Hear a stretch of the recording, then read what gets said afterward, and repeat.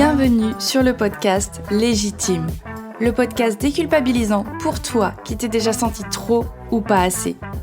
Moi c'est Clémentine, je suis coach confiance et estime de soi et je t'accompagne à reconnecter avec qui tu es, assumer ta personnalité et enfin te libérer du regard des autres.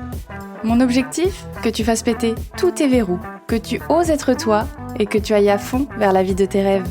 Retrouve chaque semaine des conseils, des clés, des retours d'expérience pour booster ta confiance et comprendre enfin que tu as de la valeur et que tu es légitime. Alors, tu es prête ?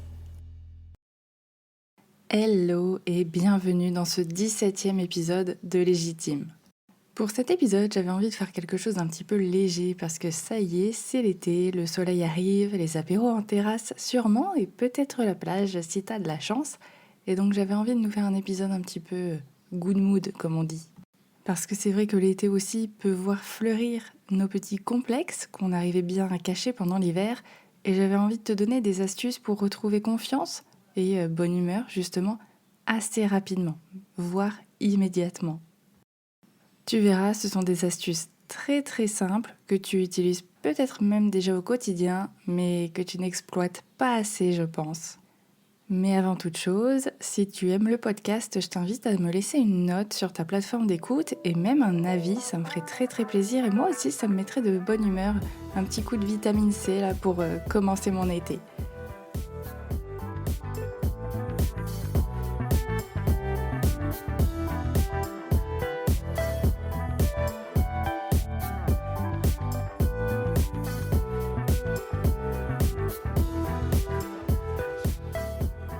Alors la première astuce, le premier truc qui me redonne confiance en moi, bonne humeur, tout ce que tu veux en un rien de temps, c'est la musique. Parce que si tu as fait comme moi quand tu étais au collège, voire au lycée ou même encore maintenant, je sais pas toi, mais moi quand j'étais super triste, je me mettais une musique encore plus triste pour être sûre d'être bien au fond du trou. Alors en vrai, je pense que ça m'aidait beaucoup personnellement à justement laisser couler les émotions, les laisser se libérer, les laisser s'exprimer et que une fois que je pleurais un bon coup, au moins j'étais soulagée. Mais il y a aussi des fois où je me disais j'ai pas envie de rester dans cet état de tristesse trop longtemps, là ça sert à rien. Et du coup je faisais l'inverse et je me mettais une musique bien peps, bien énergique, bien dynamique. Et l'effet était quasiment immédiat en fait, parce que tout de suite, ça me plongeait dans une énergie beaucoup plus positive, une énergie où j'avais envie de trouver des solutions, où j'avais envie de passer à l'action, et ça change tout.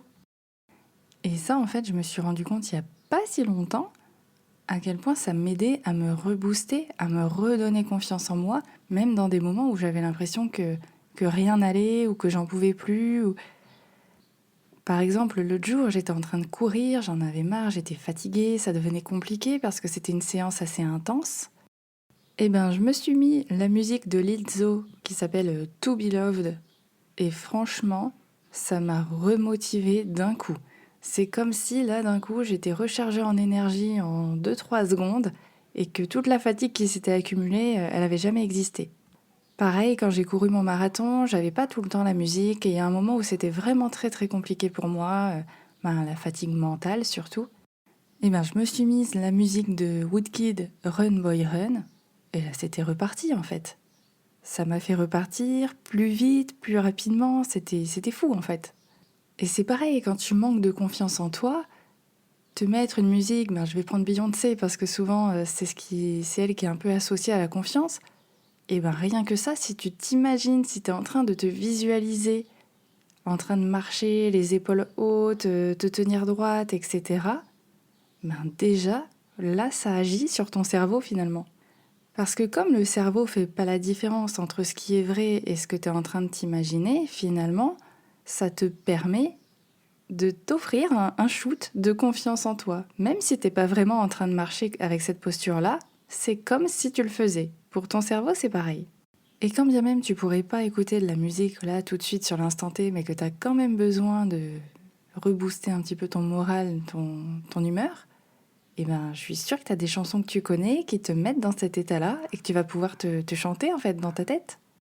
Et en plus, plus tu vas écouter une chanson et que tu vas l'associer à cet état de confiance, de bien-être, peu importe, plus dès que tu vas l'utiliser, ça va monter direct. On appelle ça en PNL un ancrage.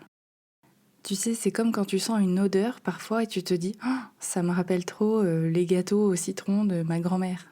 Ou alors justement quand tu entends une musique et que ça te ramène à un souvenir très très précis d'il y a des années. Ben ça c'est un ancrage en fait. C'est vraiment l'idée de revenir à un moment, un souvenir, une sensation, une émotion reliée à un son, un mot, une odeur. Donc voilà, je t'invite à choisir ta musique qui te servira pour ton coup de boost à ton moral. Choisis-la bien et n'hésite pas à venir me dire laquelle t'auras choisi. Une deuxième astuce donc, qui me booste ma confiance en moi quasiment immédiatement, c'est le fait de réussir à terminer une séance de sport. C'est assez précis, mais en fait l'idée c'est que je m'en fous de la performance. Alors évidemment, j'aime bien quand je me vois progresser, mais c'est de me dire, j'avais pas forcément spécialement envie de faire une séance, de faire du fitness, de la muscu, de la course à pied, peu importe, choisis ton poison, comme on dit. J'avais pas forcément envie parce que la flemme, notre cerveau, pareil, veut nous préserver, donc tout ce qui nous met dans l'inconfort et qui a l'air en plus assez compliqué, clairement, il préfère l'éviter. Donc de me dire, j'ai réussi à enfiler la tenue de sport, à mettre la vidéo, à la lancer, à la suivre et à terminer, eh bien ça rend trop fier de soi. Et ça, peu importe si tu as fait plus de pauses que prévu, si tu as utilisé les adaptations pour que ce soit moins complexe pour toi, peu importe en fait. Mais le fait de terminer une séance de sport, ou même en fait d'avoir fait de l'activité physique, je regroupe les deux, mais avoir fait une activité physique, avoir décidé de prendre soin de toi, de prendre ce moment pour toi, d'avoir fait un effort, ou en tout cas d'être allé te libérer l'esprit, d'avoir libéré tes pensées à travers cette activité-là, ben tout de suite, en tout cas personnellement, ça rebooste ma confiance. Après tout, ça libère des hormones, dopamine, endorphine, qui font que je me sens bien derrière. Je suis fière de moi. Et quand je te parle de séance de sport, t'es pas obligé de faire 45 minutes, 1 heure de course à pied ou de fitness. Ça peut être 5 minutes d'abdos, en utilisant des options plus simples, etc. Évidemment, il faut l'adapter à ton niveau, à ton envie. Si t'as pas fait de sport depuis 3 ans, c'est bien d'y aller doucement. Pareil, si t'as des douleurs, on est bien d'accord. Mais juste d'avoir décidé de se bouger, d'avoir tenu et de l'avoir terminé, quoi. Mais en fait, je te parle de sport, mais ça parle de n'importe quel engagement que tu prends avec toi-même et que tu arrives à tenir. Si tu te dis aujourd'hui j'ai envie de me lever 5 minutes plus tôt et ça c'est un sacré challenge, eh ben si tu arrives à t'y tenir, tu vas te prouver que tu es capable et donc ça va booster ta confiance en toi. Tu vas te montrer que ouais c'était dur mais j'ai réussi. Peut-être que ça paraît bête encore comme astuce, mais vraiment je te l'ai dit, je veux te donner des choses simples. On ne se rend pas assez compte à quel point on peut faire des petites choses et qui vont venir nous rebooster pour la journée, voire plus. Troisième astuce, ça va être de te rappeler tes réussites. Et attention, pas de fausse modestie, il y en a forcément. Si tu as gagné des concours, si tu as gagné des courses, si tu as participé à des choses où tu avais des médailles, des diplômes, des trophées, évidemment, ça sera déjà beaucoup plus simple. Parce que là, c'est physique, quoi. Tu peux le voir que tu as eu une victoire. Si je prends mes médailles en course à pied, c'est pas que j'ai fait des podiums, mais c'est que j'ai terminé les courses. Donc ça, c'est une réussite. Mais sinon, les réussites, ça se trouve partout. Pense à ces moments où t'as galéré, t'as eu du mal à faire un truc, et finalement t'as réussi à t'en sortir. T'as réussi à te démerder et à trouver une solution. Et ça, c'est une réussite, de réussir à rebondir dans une situation. Ça, tu peux en être fier. Et je suis sûre que tu as des exemples. Je suis sûre que tu as des moments où tu pensais ne pas y arriver et finalement, ça s'est plutôt bien passé. Rappelle-toi toutes les choses positives que tu as eues dans ta vie, parce que c'est pareil, il y en a. Que ce soit la rencontre avec ta meilleure amie, ton meilleur ami, que ce soit une sortie en bateau sur la mer, Que ce soit, je sais pas, la rencontre avec ton animal de compagnie. Que ce soit la découverte d'une très très bonne glace à la pistache. Et je te dis ça parce qu'en toute honnêteté, avant je détestais ça, la glace à la pistache, tu sais, celle qui est fluorescente, verte. Et un jour, j'ai une amie qui m'a fait découvrir un glacier, mais qui avait une glace à la pistache, mais excellente. Et ça paraît être un détail, mais en fait ça a changé toute mon opinion sur la glace à la pistache. Et ça partait de très très loin. Et ben ça, je le note comme quelque chose de très positif dans ma vie. Une très bonne expérience et quelque chose qui m'a marqué malgré tout. Et là, tu vas peut-être me dire que c'est pas une réussite, ça n'a rien à voir, mais en fait, c'est un peu une réussite de passer un bon moment entre amis et en plus de faire une belle découverte. Et réussite d'avoir réussi à changer ma croyance sur la glace à la pistache. Ok, elle n'était pas bloquante, mais j'aurais loupé pas mal de choses. Donc repense à ces réussites, même les plus insignifiantes entre guillemets pour toi. Elles ont leur importance et ça fait toujours du bien de se remémorer comment on s'est senti à ce moment-là. La fierté que tu as éprouvée de réussir à gérer dans une situation, quand tu as gagné un concours ou tout simplement quand tu as eu ton bac ou un diplôme. Ou alors le jour où tu as décidé d'arrêter d'aller à la fac parce que finalement c'est pas ça qui te convenait. Tu vois, ça peut être plein de choses. Tu peux avoir la réussite d'avoir osé t'écouter aussi. Bref, je te laisse réfléchir là-dessus.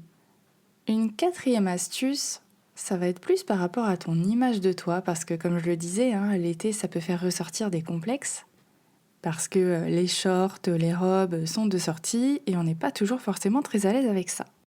Donc vraiment, le message que j'aimerais faire passer par rapport à ces complexes, c'est que l'objectif, c'est pas de les cacher. Même si je suis totalement d'accord, moi aussi j'ai des complexes, et il y en a certains que j'essaye d'accepter, mais c'est pas toujours évident. Mais au lieu d'essayer de les cacher et de se mettre dans l'inconfort, parce que tu vois, si tu mets des jeans tout l'été parce que t'as pas envie qu'on voit tes jambes, je pense que tu vas crever de chaud. Et clairement, ça sera pas du tout agréable.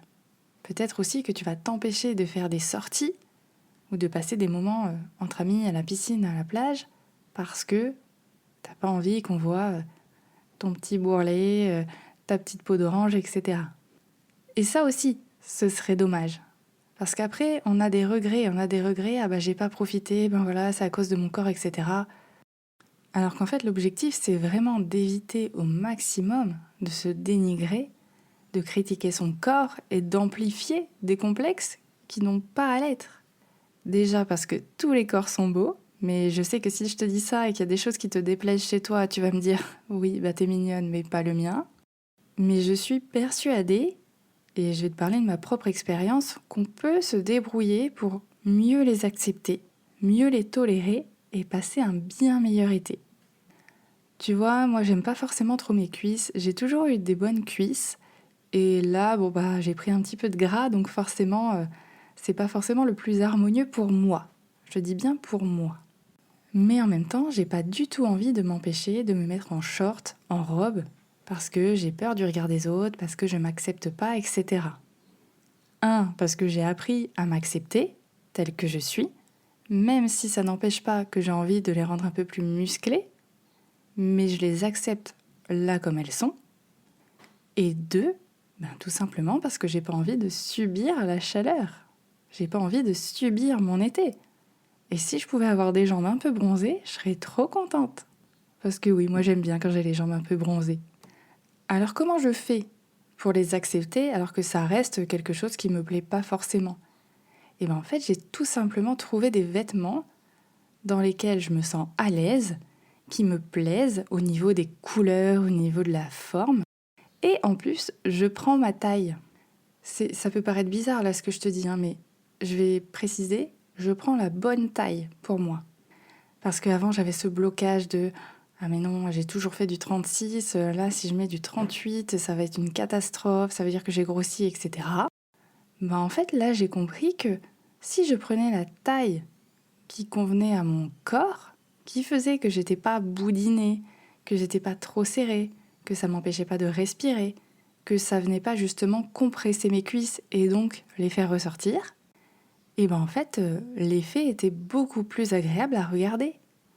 Il y a un moment, il faut se libérer de ces chiffres-là. Je sais que c'est pas évident, mais on sait très bien aussi que les marques taillent toutes différemment. Et je me suis beaucoup trop obstinée pendant trop longtemps à essayer de rentrer dans un 36 à tout prix, alors que finalement l'autre jour j'ai acheté un pantalon en 40 pour que mes cuisses soient confort. Et ben j'ai eu que des compliments. Et le premier compliment que j'ai eu, ça venait de moi. Donc le but, c'est pas de cacher mes cuisses. Le but, c'est pas de cacher mes complexes. Mais je dirais que c'est de venir les mettre en valeur, tout simplement. Il y a forcément des vêtements qui vont venir mettre en valeur cette partie de ton corps que tu apprécies moins. Ou alors venir mettre en valeur d'autres parties que tu apprécies un peu plus, et qui vont permettre d'attirer le regard là où tu as envie que les gens regardent. En vrai, t'auras compris, je suis vraiment pas pour cacher les complexes, pour se cacher son corps, parce que là, tu vas te sentir mal à l'aise quoi qu'il arrive, t'auras l'impression d'être de trop. Mais quand tu portes ne serait-ce qu'une fringue qui te fait plaisir, qui te plaît, qui te met de la couleur dans les yeux, etc., eh ben, je peux t'assurer que ça te met un coup de boost immédiat. C'est un peu comme quand tu passes chez le coiffeur en fait. Il y a toujours la possibilité de trouver quelque chose qui va te mettre en valeur, même tes complexes, et qui vont te permettre, pas forcément de les kiffer. On te demande pas, et je te demande pas de les kiffer, parce que je sais qu'un complexe, c'est pas évident à apprécier, mais qui vont te permettre de l'accepter et de plus t'identifier à ce complexe-là. Donc si t'as pas encore cette pièce dans ton dressing, bah écoute, je t'invite à aller faire du shopping dès maintenant. Ou pas, hein, tu fais vraiment comme tu veux. Mais je sais que moi, voilà, être dans des fringues qui me font kiffer, tout de suite, ça me redonne confiance en moi. Et je terminerai avec ma 5e astuce pour un coup de boost quasiment immédiat, qui est en fait de reconnecter avec ton entourage, avec un entourage positif. On l'entend souvent, hein, l'entourage c'est vachement important pour évoluer, pour que justement on puisse être poussé vers le haut et être encouragé quand nous, on a des problèmes de confiance ou des problèmes de doute. Donc c'est vrai que c'est vraiment important de s'entourer de personnes qui partagent les mêmes passions, peut-être la même façon de penser, ou en tout cas qui sont là pour te soutenir, je dirais presque inconditionnellement. Ou alors pour te dire quand tu es en train de merder complètement, qui sont là pour te le dire en toute bienveillance. Parce que justement, si je reprends l'idée d'accepter ces complexes, si tu as des amis autour de toi qui t'accompagnent à porter un mini short cet été alors que toi tu flippais, je pense que tu seras beaucoup plus à l'aise à porter ce short si toutes tes copines le font avec toi. Plutôt qu'une pote, entre guillemets, qui te dirait « Ouh là là, mais ça te boudine ça, vaut mieux pas le porter ». Je pense que tu avais compris l'intérêt d'un entourage positif, mais j'adore les exemples. Et donc mon astuce, c'est pas de s'entourer de gens positifs, mon astuce, c'est de reconnecter avec eux.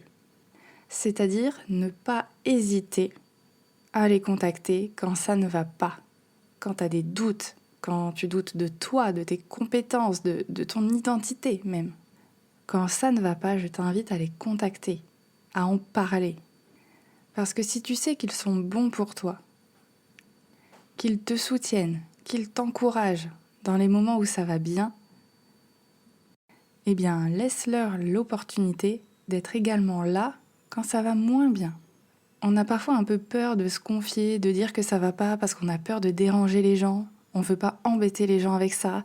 Surtout quand t'as une amie qui peut-être va pas très bien aussi, t'es là genre je vais pas rajouter du poids sur ses épaules. Mais en fait, chacune a quelque chose à s'apporter et peut s'apporter du soutien avec les ressources qu'elle a au moment T. Mais il y a cette capacité.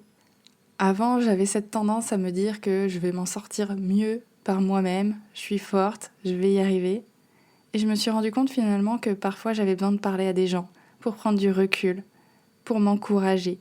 Que parfois j'arrivais pas à me sortir de mes réflexions, de mes pensées, et que finalement je savais très bien vers qui aller pour m'aider à sortir de ce bourbier. Et honnêtement, c'est très libérateur de savoir qu'on a cet entourage positif et qu'on peut aller lui parler de telle ou telle problématique. Donc vraiment, je t'encourage à reconnecter avec cet entourage positif, à écrire un petit message, même si c'est pas forcément pour partager tes émotions, si t'es pas trop à l'aise avec ça, si tu sais pas trop comment le faire ou les exprimer, mais peut-être juste pour dire « là j'ai besoin de passer un moment avec vous ». Là, ça va pas trop, j'ai besoin de me changer les idées. Ça peut paraître bête comme rappel, mais je vois trop souvent autour de moi des personnes qui n'osent pas encore le faire. Encore une fois, par peur de déranger, par peur d'être jugées, de moins être appréciées, par peur que ce soit un signe de faiblesse. Mais vraiment, je suis persuadée que ce sera plus libérateur pour toi et pour les autres, qui ne se l'autorisent peut-être pas encore, que tout autre signe de faiblesse ou de jugement ou quoi que ce soit. Je pensais honnêtement que ce serait un épisode assez court, genre 10 minutes, et là je me rends compte que ça fait 20 minutes que je te parle de mes astuces pour retrouver confiance rapidement. Comme quoi j'étais quand même très inspirée. J'espère que ça t'aura donné des petites pistes de réflexion, que tu auras envie de mettre des choses en place justement rapidement, efficacement, et que ça va t'aider, ne serait-ce qu'un petit peu, à passer un été plus léger, avec des complexes, mais qui te pourrissent pas la vie, avec des musiques qui vont tout de suite te mettre dans une super dynamique pour profiter des sorties entre potes, des sorties en famille, bref, un été où tout sera possible. Si l'épisode t'a plu, je t'invite à le partager justement à tes amis, à ton entourage, pour que eux aussi passent un été super fluide et agréable. Et je te souhaite une très très belle journée et à la semaine prochaine pour un nouvel épisode.